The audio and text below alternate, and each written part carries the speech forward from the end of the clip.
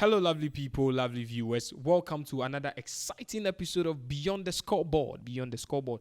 Last week, how we predicted the games, the analysis we made, most of them came to a realization that what we say here and the analysis we make, you can even use it for your betting. As boys, they sweat, Charlie. The betting there, Charlie, I didn't know because baby, I did baby.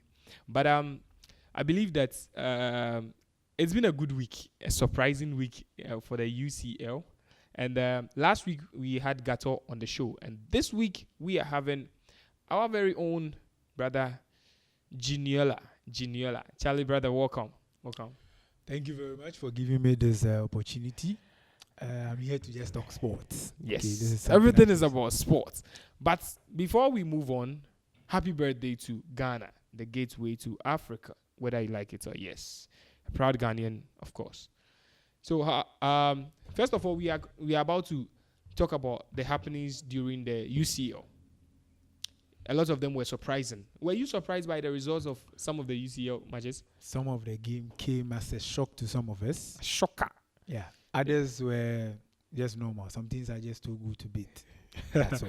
I must say, I was surprised. Before I go on, you should know that we are supported by DSTV, Go TV, and the step up offer is currently ongoing, so you can still get yours. You pay for the next higher package, then you are being upgraded. So do not forget to get your DSTV. You get all these Champions League matches. So, first of all, let's take it step by step. I was surprised. I was amazed by Arsenal. You know, for a team that doesn't have a striker, it's very difficult for you to even score that much. It doesn't even make sense. Like, it doesn't click. In fact, they don't even have the ability to even be scoring such goals. But you see, the midfield is so good that they can create more chances. And anyone that finds yourself there, you can score a goal. It's as simple as it is. I know that Pep Guardiola had that same mastermind. I think during the game between Chelsea in the finals, they were playing without a striker, but it didn't go that well with them. Because Chelsea came to play a different formation altogether. They were there to actually stop anyone from scoring a goal. Rudiger was on the guy throughout. Phil Foden couldn't even touch a ball in the box. That is how good Chelsea were defensively. So, what can you say? What was the difference between the Arsenal game and that of the Champions League finals between Man City and Chelsea? So Chelsea came in with just one idea, that they were going to stop their star man and prevent them from scoring goals. Just two things. Okay. The star man was stopped and they couldn't score goals. Okay. As simple as that. They just got one good chance and they made the best out of it. But for this Arsenal team, they are just working everything out. Even if you put a stick over there as a number 9, you will score a goal. As simple as it is. So you think their teamwork gave them the results they deserve? That is all they are saying. And the opponent's defense also gave them the opportunity to score as much. They didn't expect such dominance. You see, that is Arsenal for you. They are playing good football from the midfield. If you can't stop them from midfield, forget about it. So the whole thing is, once you can't stop them from midfield, anyone that is standing in front there, once the ball gets to them, you work up. Looking at the likes of Wanieri, Trossard, and the rest. You see, Merino doesn't need to do a lot. He just needs to be at the right place, at the right time. He will score. I was surprised when I saw him scoring goals, and Odegaard, who hasn't been scoring for a few weeks now in the EPL and even in the Champions League, was on the score sheet like two goals for him, and that guy is so good. So you see, that guy is a creator. Creativity is his hallmark. That is what he does. Once he's able to fish you out anywhere, you see that inch perfect passes. He's the only one that can make those passes. Once he makes those runs and he's there at the right place, it's just good to go. I think we are good on that. I said it here that the Real Madrid versus Atletico match was finals before the finals. Did you get what you expected? This is a derby match. You don't expect anything else. In fact, it was up to expectation. I didn't expect Atletico to score that quick. Because I know they will delay and defend, but I think Simeone is changing The tactics. equalizer slightly. came Just a few minutes after the a goal, quick response. and it was superb. Yeah. So Rodrigo scored a stunner, and this guy just raised the bar to a different level. But I will blame Simone on this one. You were playing so good. It got to a point you wanted to defend the game. Do you think that was the best thing to do? He's more like a master of the park the bus formation. He's so good defensively. Now, when it comes to the offensive side, he's lacking. But I think bringing him in his son was good because I think Mendy was suffering the whole time. Yeah, Okay. his son was superb. He's So- been so good. So I think he's trying his best to change the formation, but he still has that defensive mindset. Yes. You see, playing against Madrid with that front three, you don't need to do anything else. Just make sure they don't get the ball.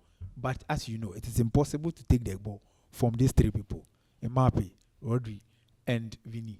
It's impossible. That front three is and even Jude Bellingham didn't play, and they were even struggling. They got Brahim Diaz in the game.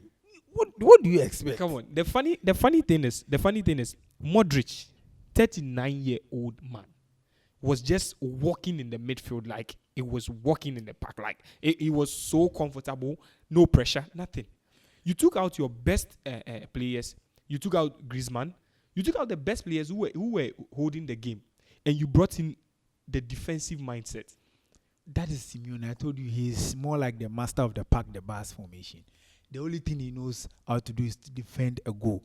Once he's able to score you, I think 1 or 2, he's going to defend, and he's okay. We are even lucky he didn't play 5 back. That's the whole thing. So But I'm not surprised at all. do you think the return leg is going to be any different? Madrid is going to score them? As for that one, is certain, because this team doesn't show us anything like. You know, they have a spirit when it comes to their home ground. I know the derby match, but we know the goals of Champions League is Real Madrid. So let's forget about everything.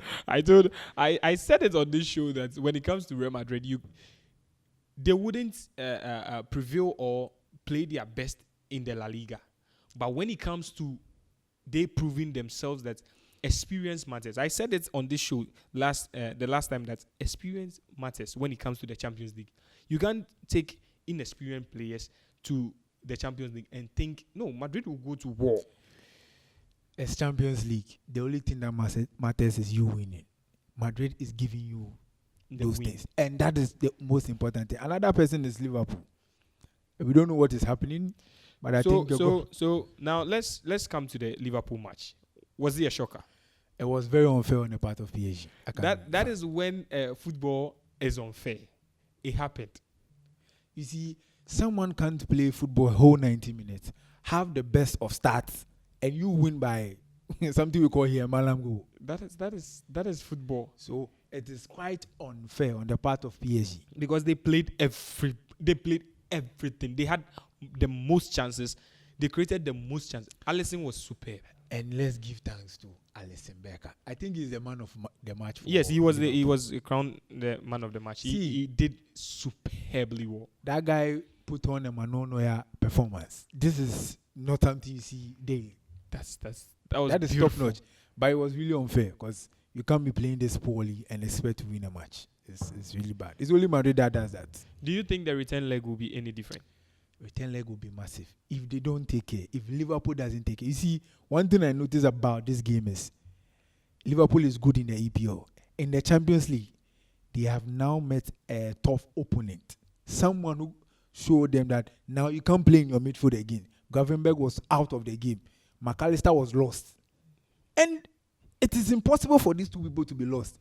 I think Szoboszlai was still good. Mo Salah was out. I'm shocked. Like, how? If the next game they don't come on board, please, with Kvaratskhelia, Dembele. That guy is too good. Let's put it so. Quara, that guy is too good. See, they will definitely get a goal when they go for the second leg. Liverpool. This is Anfield. We know it's Anfield though.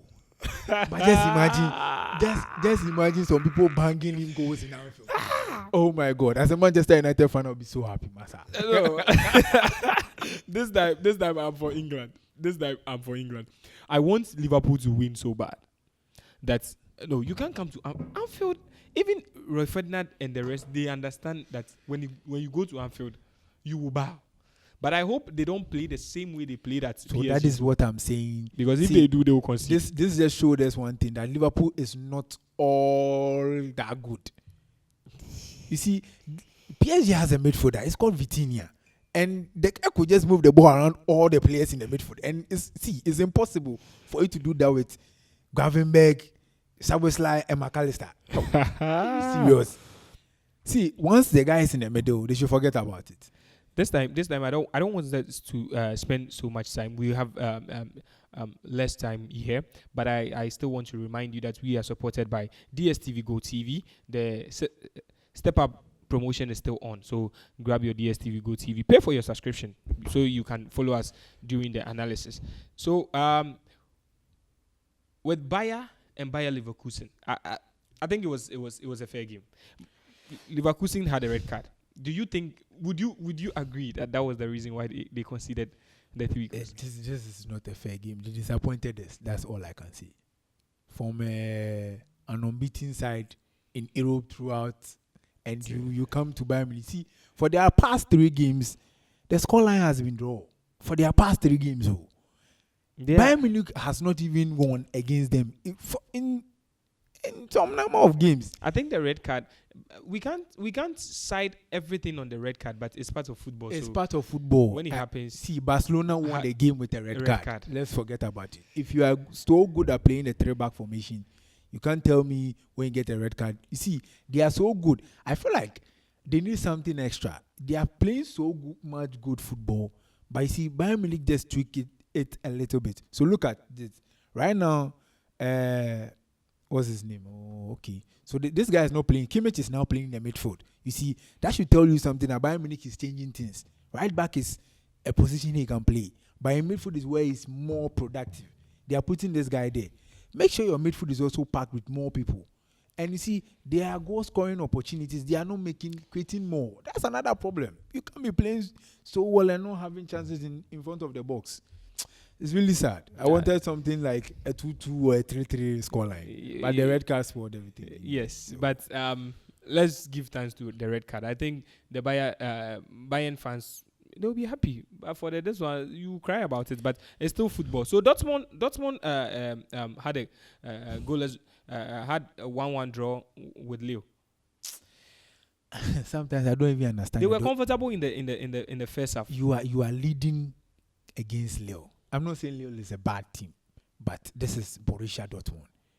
There's brand. But they've not been at their best so far. See, when you get into Champions League, they are big dogs. Yeah.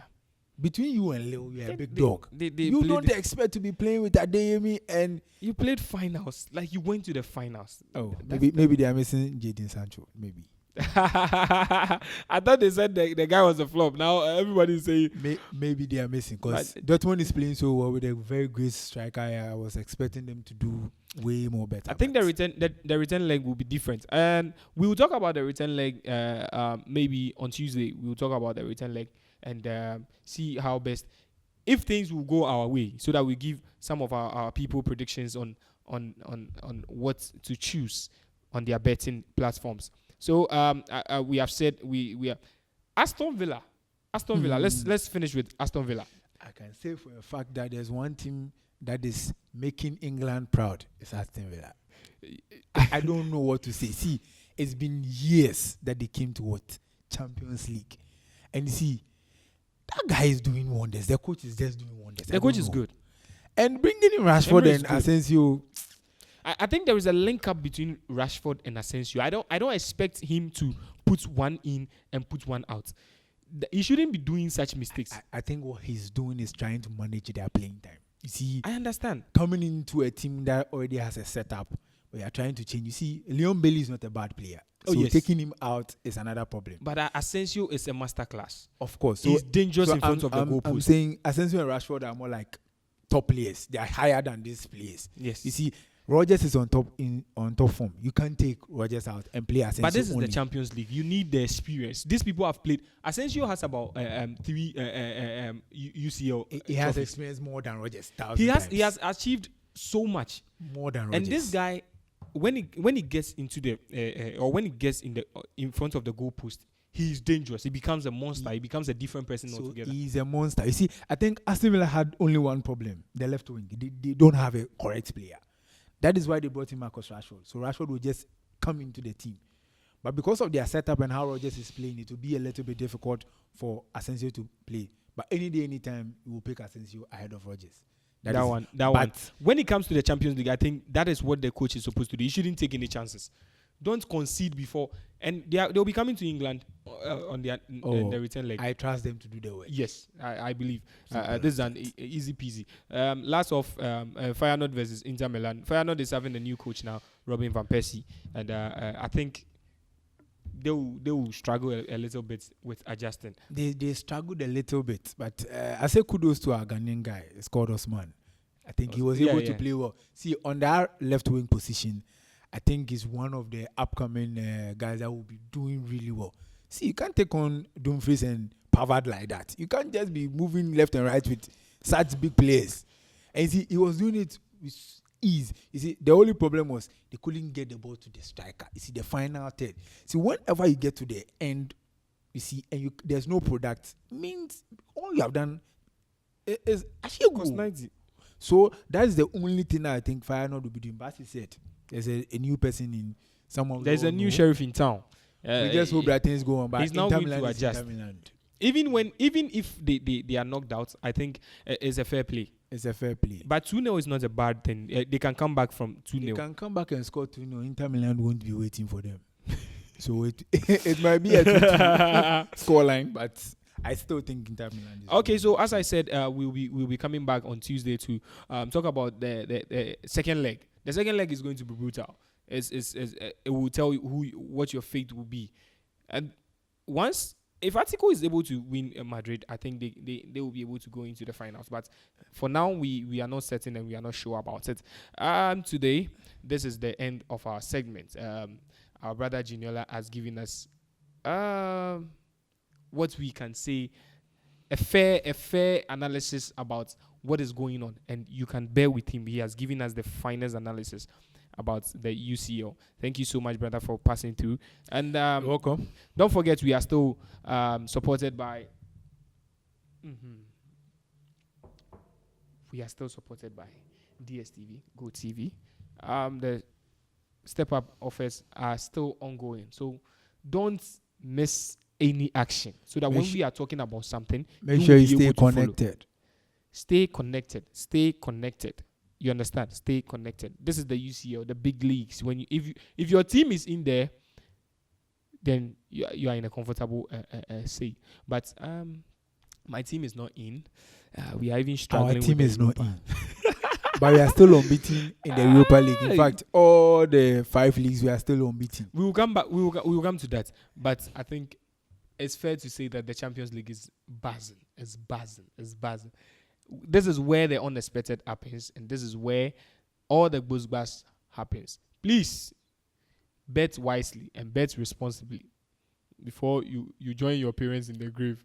So my name is the General, and I am here with Giniola for the analysis. This is Beyond the Scoreboard. Thank you so much for staying with us, and always catch us every time.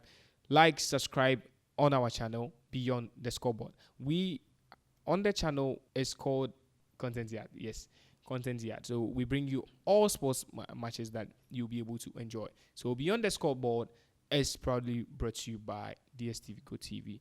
Thank you so much for being with us. Peace. We out. Bye-bye. Yeah.